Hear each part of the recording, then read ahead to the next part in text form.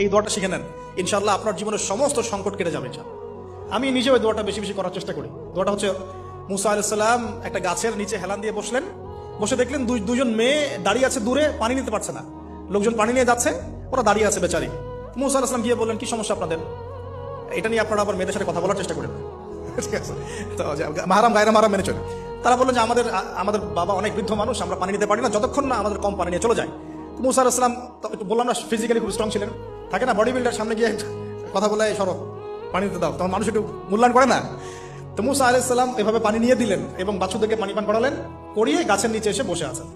বসে বসে তিনি দোয়া করছেন, এই যে দোয়াটা তিনি দোয়া করছেন, রব্বি, একটা নেক কাজ করলেন না, মানুষের উপকার করলেন, নেক কাজ করে এসে গাছের নিচে বসে দোয়া করছে, আল্লাহ এখানে তো আমার খাবার পানি বাসস্থান কিছুই নাই, আমি কি করব?